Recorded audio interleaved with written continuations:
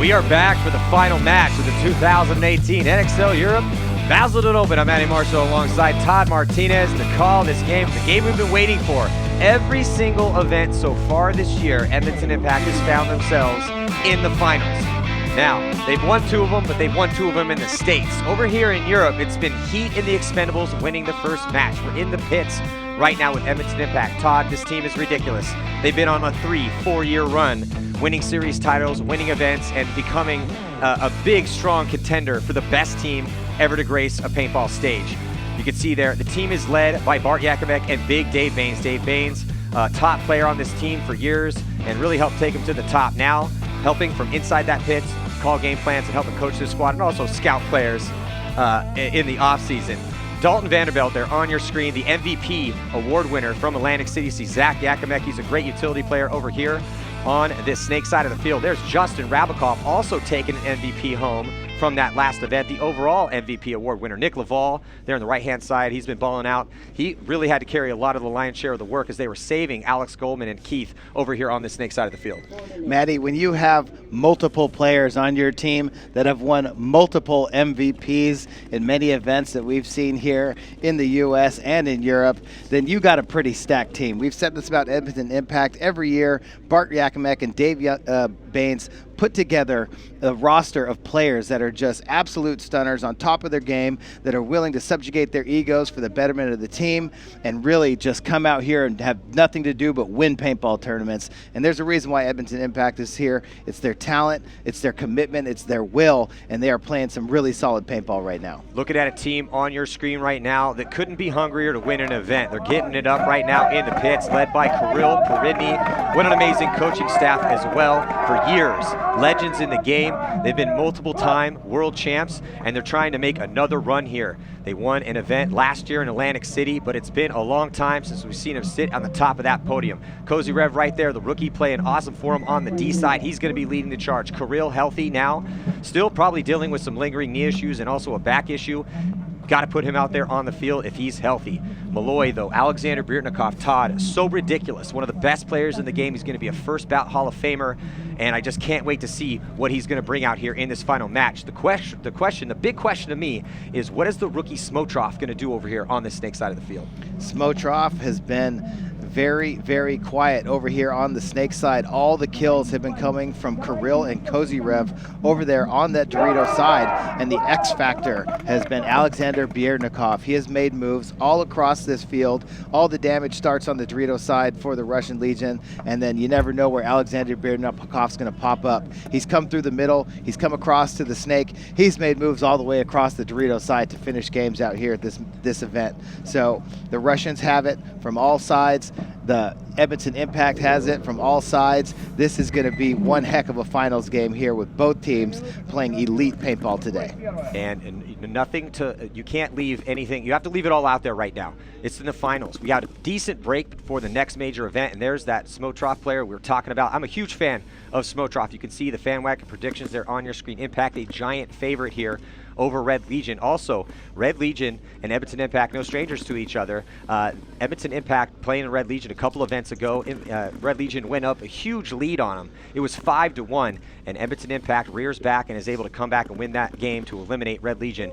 And I tell you what, Red Legion it's just even having a terrible time of holding on to leads in 2018. We'll see if they can get that monkey off their back. We also can't forget about Dennis Golev. Dennis Golev, a longtime veteran on the squad, shoots players on the break, and he's another guy that can break those points open from the center of the field. And also, he's one of those guys that when there's one player left alive, he seems to be that last guy. Great survivability from Dennis Golev. You can see there number 14 on your screen. Also, Red Legion had to fight out of the wild card round just to get here. They beat the Expendables. Talking about getting the monkey off your back, the Expendables have beat them the last 2 times that they played. Red Legion taking down the Expendables in a close fought match 5-4. Then Legion goes to play Coming At You, who had the hot hand in the prelims. They destroy Coming At You 5-1. Then they move on to take on Houston Heat. Handled Houston Heat pretty easily. That final score 6-2. And here they sit just moments away. We're about to get things rolling here in this final match. And there's Kirill on the screen, the leader of the team. He's been doing so well coming into that blind spot on the Dorito side, shooting bodies heads up, running to that Dorito one, or shooting bodies on the snake side, then making quick, aggressive attacks up to that big center brick on the Dorito side. He jumps into that little mini wall, shoots bodies across the field like we saw from Sergey a couple points in matches today, and just always looking to make a move down that Dorito side or in the highway. Cozy Rev, huge for them over there. Let's see how it goes off the break.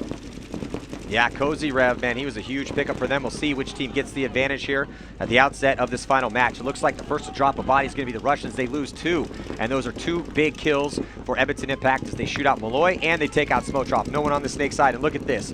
Alex Goldman making it all the way past Snake 2 on the break. He told me that, hey, Matty, I saw him last night. He said, Matty, I'm leaving everything out there. Yeah, we've been holding me and Keith back here on the Snake side. Nick definitely picked it up for us because this ground is so hard. But, man, when we get to that money round, I'm coming for it. And Zach Yakimek, I believe, was the one that got the shot on Bjernikov on the break. Pulled up shooting Snake side. I think he shot that stream from watching Alexander Bjernikov go running and shooting out to that Snake side plenty of times. There goes Cozy Rev, just 2 bodies left alive. Here comes Nick Laval and Justin Rabakov looking to drop the hammer on Kirill. Nobody got shot yet for Edmonton Impact, and here comes Nick Laval. Nick Laval loves to go headhunting here to close out points. Runs through, takes out the last couple players, and a pretty easy point here for Edmonton Impact in this first one. So Nick Laval with his special mojo, the backwards baseball cap, getting checked out by the ref. And, you know, I got to give tip my hat a little bit to Nick Laval. You saw in the prelims how much he was a real huge contributor to the fact that they were able to save Keith and save Goldman, their main Snake attackers. Laval was in the center field. Laval was closing out points just like we saw in that one, and also getting into the Snake. So quite the versatile player out there, Nick Laval. And it's really good to see him step up. When the wall was taken away, the big center structure from 2017, we had this new bunker set for 2018. It took him a little bit of time to find a new position, but he really has been doing well for him. It's been fun watching him explore, too, because he's been now inserted all over the field. And it just goes to show you his versatility and the team's belief in his ability to play different spots. We saw Nick Laval run to the Snake on the break yesterday a few times, and I couldn't believe what I was seeing. But he made it and shot people from there. So, you know, even though he's tall, he's also very fast and very athletic and a fun player to watch. So we'll see in this next point if Smotroff and Malloy can live off the break, for those off the break shots have just been dialed in for Edmonton Impact all weekend long. Edmonton Impact's road to the finals, they did not have to play in the wild card round. They've never had to play in the wild card round yet. They took on 5-Star in the quarterfinals and defeated them handily 6-5. Didn't have any problems there. Then they go and play against the Tauntauns. That game was closer. Ended up finishing 4-1. A little bit of a low score, but Tauntauns having no answer for Edmonton Impact. Also in the prelims, they pretty much murdered everyone that they played. And coming into the finals, having really hit no hitches in their step.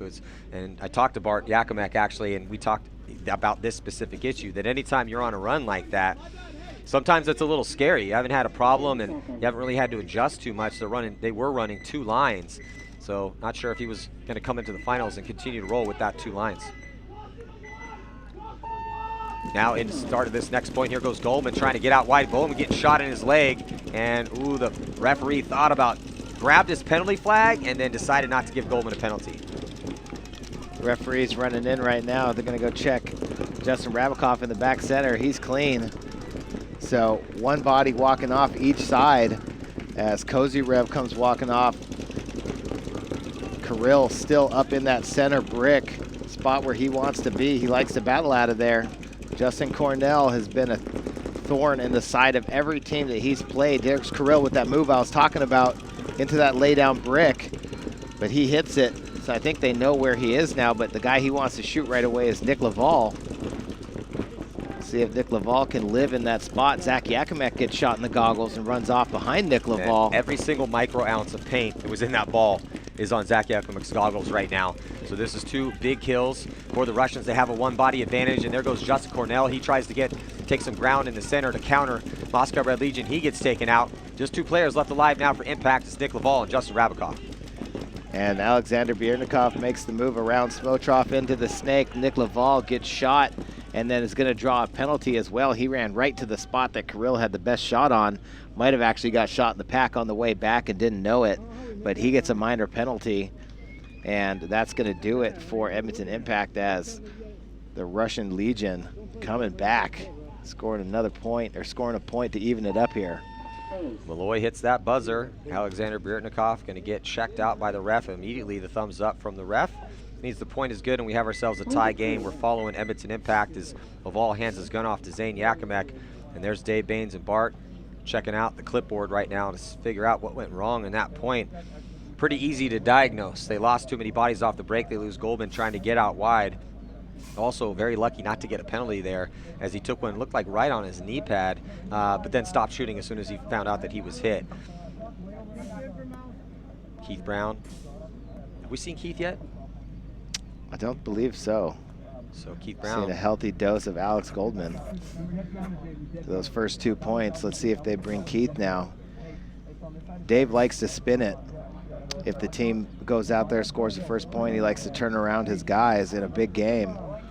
Keep the guys in there that have seen the field, that have won the point. Ride that trying to hot get some, trying to give them some momentum. And usually for Impact, if you're on that starting 5 when the game starts and you go on a roll, then that's the 5 he goes to.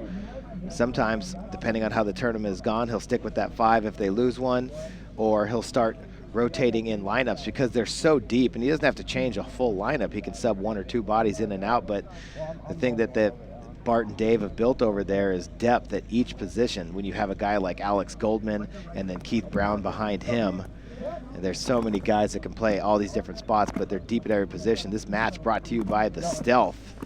Combined performance from GI Sports. The new paintball gun, it's a collaboration with GI and Exalt. And I think that, just like you were talking about, that has been the consistent magic for Edmonton Impact. They keep their players fresh. They run 2 lines, cherry pick stars from across the world, and really finding this consistent killer crew that has been so consistent for them. Is fact, just look at the numbers. Every single time this year that we've seen a professional tournament played, Impact's in the finals. So there goes Keith. He's getting out there, also a former MVP award winner. And right now, Keith's going to run, try to get the insert bunker here on the snake side. He gets taken out off the break, so the Russians dialing it in right now. And now looks like a good, solid break for the Russians as they have 5 alive. Edmonton Impact playing down again. Justin Cornell able to get a little bit of ground on that D side, get to the mini wall. Here goes Kirill Peridny. The veteran gets to the 50-yard line, stand-up temple. And Smotrov sneaks into the snake from the snake corner. Bierdikov realizing that they're shooting heavy for him on the break. He got super small. Nick Laval getting shot. He comes walking off. Zach Yakimek gets shot from the Dorito side. And here comes Smotrov now. He gets the snake 3, trying to utilize the fact that not feeling much pressure. Nobody has put a gun on Smotrov, and this is when Smotrov gets dangerous. You have to check off on Smotrov. He's as quick as anybody on these run-throughs here, just like Alex Goldman, but overextends slightly and ends up getting taken out by J-Rab. He tries to make a move. J-Rab saw him coming, called to JC. JC turned around and blew Smotrov up in the wide open after JC made an incredible move to get down that Dorito side and shoot out Kirill. Now he's trying to go on the inside and looking for Cozy Rev. And here comes Malloy repositioning, and he's be able to get a shot cross field. Nice job on the counterattack by here on this side of the field by Malloy. Alexander Birtnikov hunting now, feeling the pressure from J-Rab's gun, but J-Rab gets taken out from that D side. So another solid point here as Moscow Red Legion answers after losing that first point with 2 unanswered. Yeah, just too many bodies over there. Nice move by JC, but Cozy Rev getting up that Dorito side. Kirill consistently in that brick, making life very difficult for the Dorito side of Edmonton Impact. They've gone with JC all 3 of those points. Dalton was playing very well for them. Let's see if they stick with JC or go with Dalton. Both of them have played that side of the field very well. Kind of a tough call right now, right? I mean, JC's been dominating over there, so is Dalton in some points. Dalton coming off that huge performance in Atlantic City with his MVP in the finals. And there we're looking at Leo Smotrov there on the screen. I mean, he's not a rookie anymore. He's been doing it now for a couple years. He's only 20 years old. Such a high-end cap for this kid, as we have seen him just have ridiculous run-throughs this season, but still dying a little bit too often. And we've been talking about how if we could just get 10 to 20% more chill out of that kid, just pump the brakes slightly, but it's just so hard for a player like that to not want to push forward, to not want to take that ground. And that is the advantage that he has in his game. But if he wants to diversify his game and become a true offensive weapon in the sense that he has the ability to win a low body situation or run down and shoot 3 players. That's something he's going to need to work on. Still, though, even with the way he is right now, with those mistakes that he does have occasionally, they're still putting him out there, and I totally agree with that call. You want Smotroff on the field. Yeah, absolutely. The best snake guys in the world can go get 2 or 3 kills by themselves. They can shoot 5 with a little bit of help, and we know Smotroff has the talent. But he's going up against some tough snake guys over here. Keith Brown got the spin that last point, and he was shot early. I believe he was trying to go the snake on the break. You think he checked right there? Jumped up and, yeah, got a little frustrated that he got clipped on the way in. But, Edmonton Impact not scared to take those risks, high rewards. So they get a player like Keith Brown in the snake. Well, looks like Goldman now going to take over for Keith on the snake duties here with Zach Yakimek. Ooh, and looks like Alex Goldman having a rough one over here the past couple points as he gets goggled up. But looks like Smotroff's going to come off as well, too. Actually, no, that's Kirill taking the walk. So 4 bodies alive for both these teams, and here is the farthest player up on the field for Edmonton Impact. Also, JC gets a good break. He's into D2 real quick. Going to put the pressure here on the 4 remaining players for the Russians as they are in the backfield and just tucked into their spots, rolling their guns. It's going to be tough for them to get out wide. Smotroff's going to give it a shot, though, as he coasts out. And does he make it in? I don't know. He might have got caught here in his pack. Referee going to run in and give him a check. Looks like he made it in clean, and you can see there on your screen the offensive push from Edmonton Impact coming on that dominant D side of the field with Justin Cornell. In good field position. Ooh, Smotroff and Viernikov make the same move at the same time, and they both end up in snake 1. Zach Yakimek going to sneak out to the snake corner and try and get a shot. Golev looks like he takes a hit in the goggles, asks for a check for some reason. So someone on the Russians here are going to have to step up and win a gunfight. 2 Russians in the snake with Malloy and Smotroff. And it looks like Kozyrev is the only player there on the D side of the field. It's going to be pretty tough with the position that JC has as he's now past the 50-yard line there. You can see just the edge of his head on your screen. Got a body right beside him. Smotroff jumps over the top, and I don't think he knows where Justin Cornell is. Maybe he does. Might be blocking him out with the wedge. Here comes Smotroff trying to get creative in the center, runs right past JC. Yeah, he didn't know where JC was. JC dices him up. Looks like Malloy's going to get shot as well, too. Kozyrev catches one, and we got ourselves a tie game here with 8:17 to go, with 9:17 to go. And those are the things where the coaches look at Smotroff and scratch their head, right? He dies. Well, first of all, bad communication because both he and Viernikov dove into the snake at the same time at the snake 1. And because of that, now Smotroff is like, okay, well, I need to make something happen. So he jumps over the snake, gets caught with his pants down in the wide open. So that way he decides to try to go bunker out the Dorito 4 from snake 2. Which, not exactly the conventional way to do that. Yeah, I'm pretty sure that the coaches would have rather had him just jump into the 50 snake, because from there he could have shot JC directly in the side of the head, but had to get through Rainey's gun. But if he crawled around that, he never crawled around to snake 3. He never crawled to the gap, looked for it, and jumped across.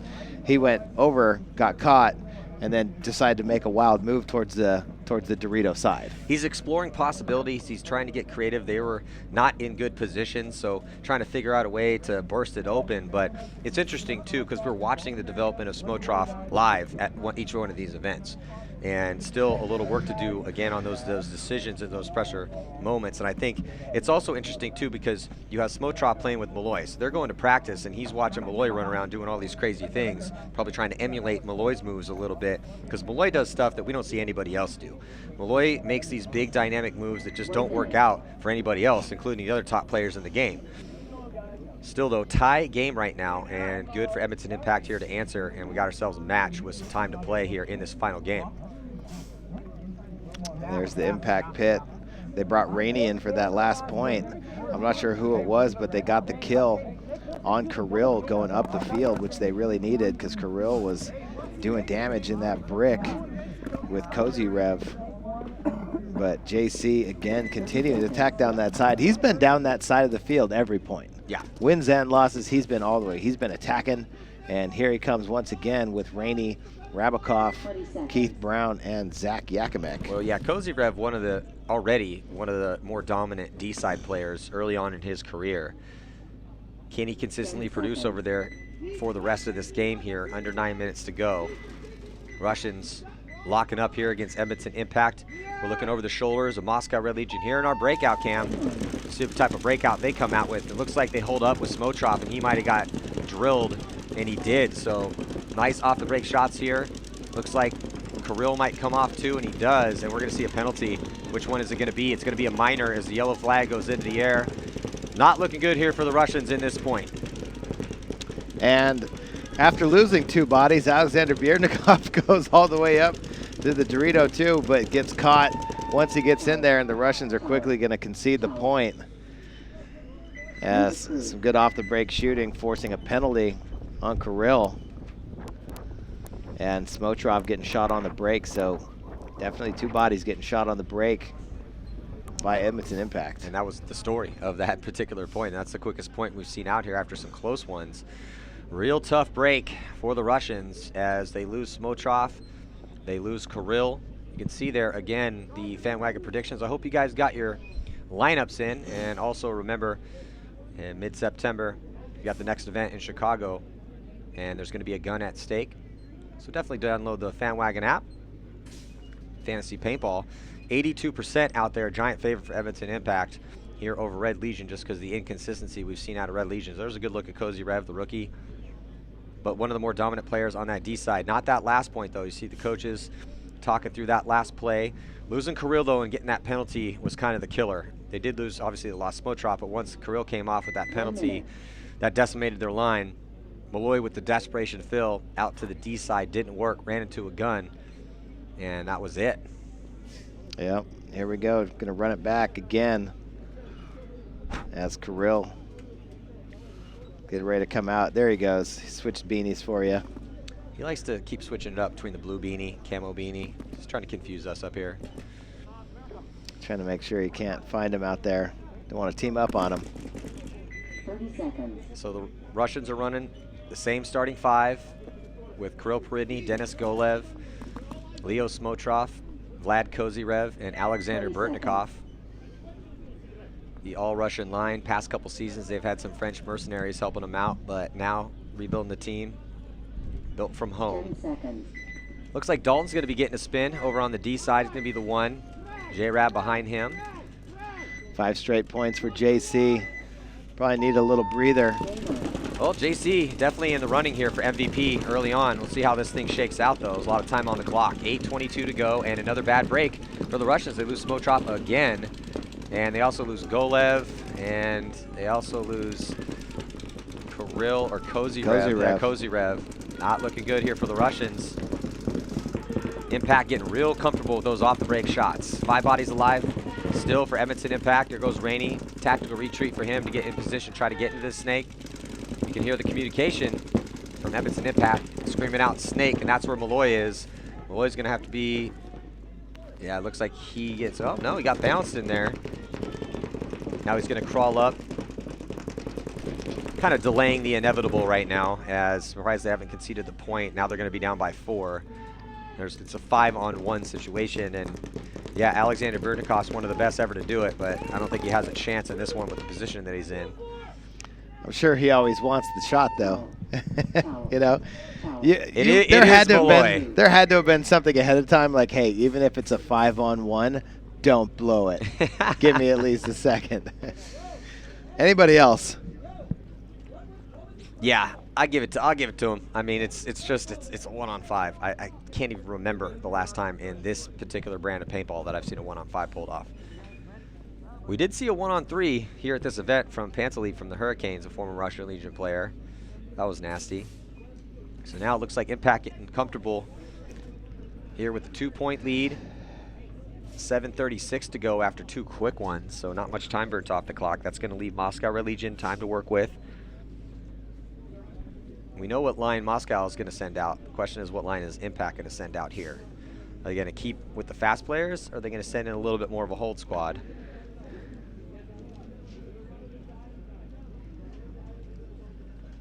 There you can see. I don't know, but they picked it up here. The last couple points have just been blowing the Russian Legion up on the break. Yeah, they've been blowing the doors off the Russian Legion line these past 2 ones off the break, man. It's been rough out there for them. They got it now. The Russian coaches are probably finding a breakout that's going to work here. Also, the Russians have stopped shooting bodies on the break. The first 2 points that the Russians scored, they shot a body on the break. These past points, no one's dying off the break for Edmonton Impact. At least the past 2. I think they shot one before that in that third point that they scored. But so here comes Rabakov. Who would you give if Impact were to win 4-2 right now? It looks like a timeout call by the Russians as they're probably discussing that exact break we're talking about. Who would you give the MVP award to right now? Honestly, it's hard to say because I've watched Zach and Justin shoot people on the break, like key bodies on the break, so many different points. But the attackers have been so crucial to Impact winning with Goldman, JC, Dalton, and Keith Brown. I mean, and that's the thing. That's how you want to win. You want to win as a team. You don't want it to be like, oh, you know, we had one guy with 57 kills, and then our next 4 guys all had 13. You know, when you look at Impact's kill count, every guy's got 30 kills, 30, 30, 35, 30, 38. You know, and they're all right around between 8.5 to or 0.850 to 1 kill per point played. Yeah. And that's exactly what you want to see. Just like you said, you don't want one guy with all the kills. That shows that your roster's not deep that event. You had 1 or 2 guys doing most of the killing out there. You want to see across the board, just like you said, 30s, 35s, and everyone right around, again, 8.5 to up to 1. Sometimes some of them have over 1 kill per game. I was about to say, Justin and Mouse always end up 1.9, 1.09, you know, just insane. So Dalton getting in there again. So here we go. And the Russians lose Smotrop again. I think that's 3 points in a row. And now Malloy stays alive, and he gets into Snake 1. Also, Goldman takes the Snake off the break. And he's talking it up. And there goes another body as the Russians are struggling here. They double up.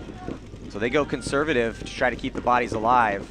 And it doesn't work out. They lose 2. 1 off the break and then 1 right after that. And immediately they're back in a bad spot. 3 players left alive for Moscow. Here with 7 minutes to go. And also they didn't shoot anybody again. As Edmonton Impact, 5 players alive for them. You can see 4 of them on your screen. The other was in the back corner bunker with Zach Yakimek. And here for the Russians, not much forward progression and only 3 players out there still alive. Randy Stanzak just locking down that Dorito side for Edmonton Impact. I don't know if it was a miscommunication or a read where Kirill had to stop, but Kirill went to the Dorito Temple, so did Cozy Rev, and they doubled up that Dorito Temple on the break, which is a very shootable spot. Viernikov backs up out of the Snake and goes to the corner to give himself better position, but when they lost Smotrov, they also had 2 bodies in that bunker and really couldn't play early as Kirill got shot out of there. Now it's just Cozy Rev with Golev next to him in the back center, shooting towards the Dorito side. So down 2 points, about to reach the 6-minute mark on the clock, and Impact not going anywhere. Wonder how much time is going to tick off. Yeah, of course they're not going anywhere. They got a 2-point lead. They got a 2-body advantage. There's just 6 minutes to go. They want as much of this clock to come off as possible, because most likely going to score this point too, unless somebody on Moscow can shoot somebody on Impact.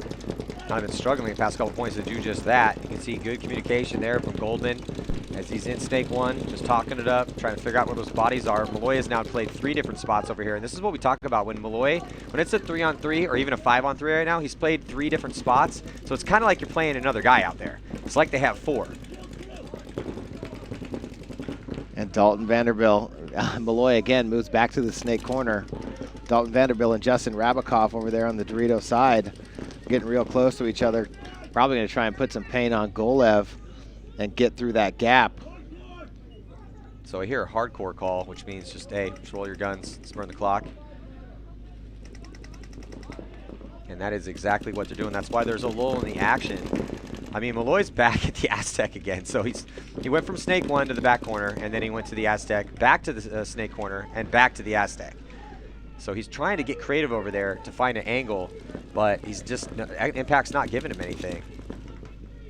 And like you said, Todd, when is Moscow going to potentially concede this point?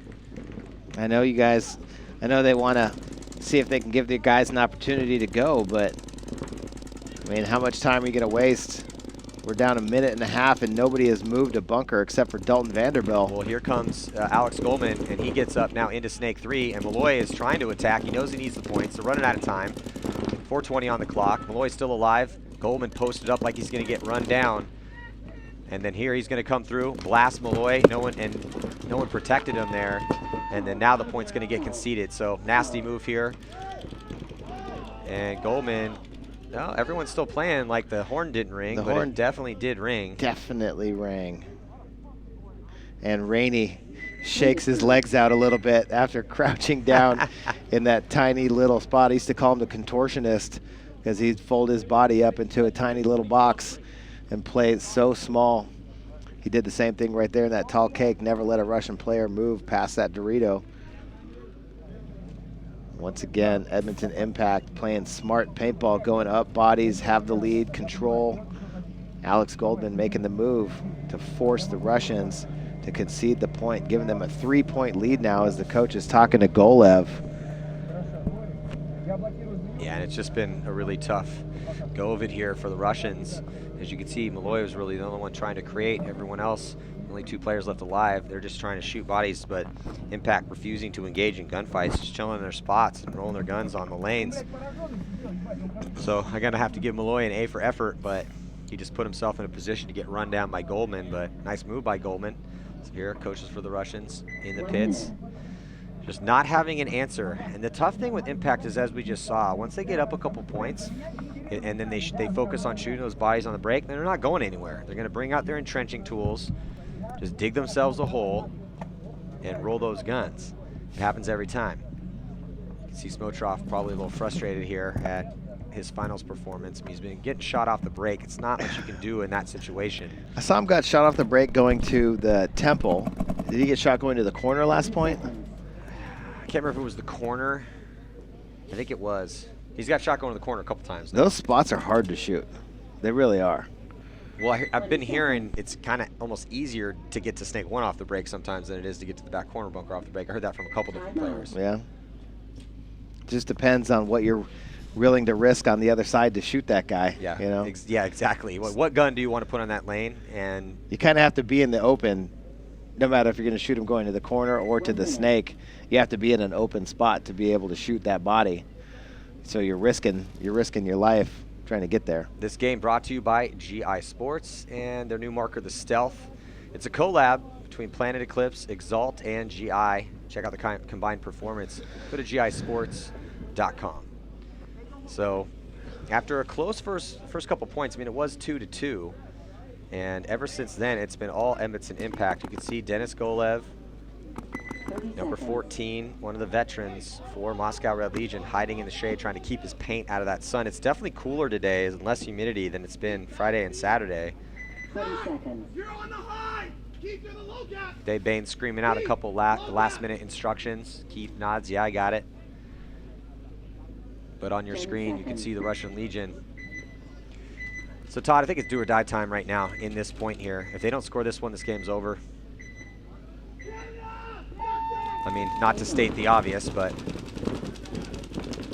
Oh, and once again, no, not hit. Maybe just a little bit of a rush there as Smotrop dives into that snake insert and has to fix his goggles. He went face first. Well, looks like Impact goes real conservative. They double up that back center to get that extra position on the gun. More stable platform than running and gunning out. They do extend a little bit with JC and able to get to the mini wall on the D side of the field. But everyone else is locked in the pocket. Now, sometimes this play doesn't work out, but as they've already shot a body with, looks like Kirill coming off from that center to the D side. So the Russians in a bad spot again. Can't seem to shoot bodies on the break, especially when Impact's not going to run out. And then losing a body as they have to try to get some forward progression because they need 3 points in 3 minutes. Edmonton Impact looking like they could solidify another win here. I don't know, man. I think JC might be MVP here. Yeah. Because JC was getting a lot of points. Nick Laval in the prelims was all over the place, but JC played a ton of points in the prelims. He was always in a very difficult D side where a lot of ones were dying consistently. He was in there in the mix, putting pressure on his opponents, setting the pace. There's some spots, we go to tournaments, and there's spots where everybody gets shot going there, and there's 1 or 2 guys that can make it. Talked about this before. JC has been making that Dorito 1 consistently with double guns on him, where other guys have just gotten smoked running their point after point. I'll tell you what, though. I mean, talking about overall MVP, we got to talk about J-Rab again, because that nasty one-on-one that he had with Axel. Against the Tauntauns, yeah. And he's been in there tons of points, shooting bodies on the break. I mean, it's the off-the-break kills that are really getting it done for Impact. Impact just biding their time, burning the clock. No one's died. Smotroff coming off. Kirill's already walked off.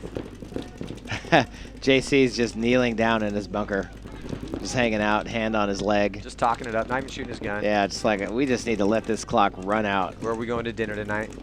What kind of beer are we going to dump on Bart? Yeah, what sort of championship steak am I going to eat tonight? Maybe thinking that.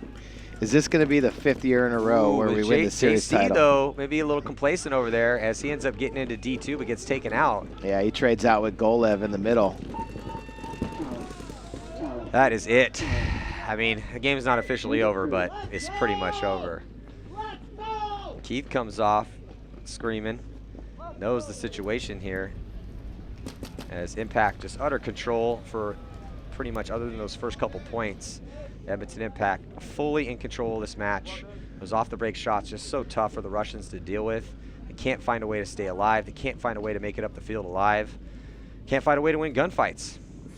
See Malloy right now probably pretty exhausted, as he's played, I think, every single point this weekend. And he's been doing this for a long time. I know he's low to the ground, but it still hurts after all these years, you know? So the Russians just puzzled here. No answers, as Edmonton Impact showing us again why they're the best team on planet Earth. So what do you think, JC? Rab? J-Rab? That's a tough one, as the stands are already starting to empty. Everybody knows who's taking this one down. Yeah. I mean, I can see my breakout squad over there right now. I almost kind of want to give maybe Nick Laval the overall. Really? I don't know. I mean, Nick was all over the place in the prelims. Everyone else was trying to save themselves. They're just, again, in that third, fourth gear, not really risking much. They didn't really need to do much, though. I mean, that's how good Impact was out here. They shot a lot of bodies on the break, unless we go off the break shots. Yeah, a lot of moves through the middle for Nick Laval. I don't know. What do you think? That's a tough one, man. I don't know. I think Because you watch the games. I missed like parts of some of their games, just from being down there getting ready or being done with the game and de-gearing. Well, it's always tough when everyone's that good and everyone's contributing, because there's no obvious MVP right now. So get back into it, minute 20 to go and a 4-point spread. That means Impact's 1 point away from victory, as they just need one more for the mercy rule. Legion still has some work to do. Not quite ready to win a tournament yet, especially when you're facing Edmonton Impact. And if you're getting to the finals in 2018, so far it's been Impact in 100% of them. So Smotroff trying to create, but hey man, he needs points and no time, so not gonna knock him for that. They also lose Kozyrev. Rainey getting a spin, he gets up to the wedge, just trying to burn the clock off. Golev catches one in a gunfight. For Red Legion, just 2 players left alive for them. Dalton now getting out, just walking to the back corner bunker. And he's just gonna coast into D1. Not looking at barely any bodies left. And that is going to be the final kill here for Edmonton Impact. Oh man. And a little Ric Flair action over here from Alex Goldman, as Rainey Stanzak, who we've seen get into it with the Russians pretty good this year. Yeah, he has. Goes and hits that buzzer for another point. Yeah, it's been fun, real fun in 2018 to watch Rainey Stanzik play. He didn't have a really good go of it at the last event, but that's why they have that deep roster. So congratulations to Edmonton Impact as they take yet another victory. So that's 2 in a row for them. They won the event in Atlantic City. Oh, Rainey's got something to show us right here. USA, baby. Oh, look at that. We USA coming number back. 99. We coming back. Representing, That's man. my dog yeah, right there. Rainey Stanzik, one of my favorite players to watch.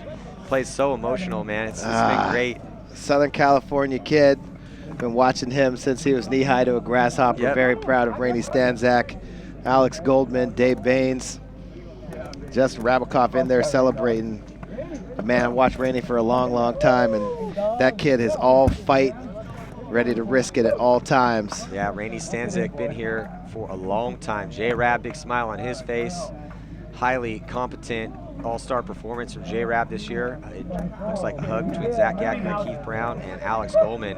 Alex Goldman did call it last night, man. I talked to him at dinner, and he said, yeah, Maddie, we've been saving me and Keith here on the snake side. Nick picked it up for us.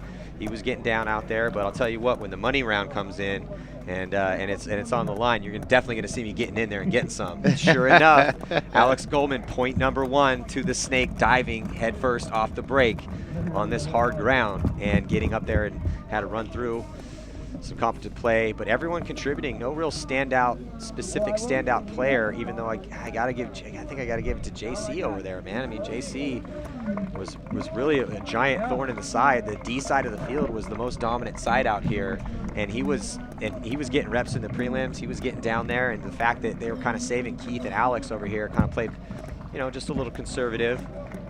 And it worked out for them. They didn't really need to push it in the prelims as they were just dominating everyone. The only game that I don't think Impact really had any problems with anybody. Camp Carnage beat Camp Carnage in their first game. They beat up Blast real bad. Mercy ruled them. And then going on to the afternoon, in the last game, they took out the Tauntauns, beat up on Fur. Mercy ruled them. The Tauntauns put up 2 points on them. Other than that, then they go into the quarterfinals, destroy 5-star. Tauntauns gave him another decent game, still was 4-1, and then they pretty much demolished Red Legion. They walked through everybody. That's what they do. That's why they're trying to win their 5th consecutive series title. The legacy continues. They are the new dynasty. They really are. I think it's it's been a little unarguable for a while now, I think, since probably midway through last year. But it's also a different era. If we're having that conversation, I mean, that's a long conversation, but the dynasty dominance in the mid-2000s, from the beginning of 2000s all the way until late 2000s, and obviously dynasty with the Expendables won the last event in Prague, so they're still here. I didn't mean team dynasty. Yeah. I meant the new current dynasty. Yes. The current dynasty of paintball with, just 5 straight years of dominance. Edmonton Impact, like you said, trying to put themselves in that conversation of one of the best teams ever. Yeah, I think they're in the conversation. They are definitely in the conversation. Yeah, we're not saying they're not in the conversation, but yeah, just two different eras of paintball. As paintball now focusing on the X-ball format. Back in the mid-2000s, there was 2 different levels to it, and again, that's a much longer conversation. But you see the just ridiculousness of Edmonton Impact out here, and they are again the team to beat. They were the team to beat. Houston Heat reared up. They won those 2 events in a row. Expendables won the event in Prague, but then Edmonton Impact comes back in Atlantic City. They win that one, and then just like as we broke down, they walked through everybody. And I think if you're looking at Impact right now, everybody's looking at JC and patting JC on the back. I think Impact may have made that decision. Who gets the MVP for this event? Yeah, so incredibly incredible performance again. And look, there it is. Yeah, so got to give it up to JC, the MVP here, as it just, again, to stand out on a team like that, and they've had all these different MVPs, right? Yeah. But it's who's going to step up that weekend.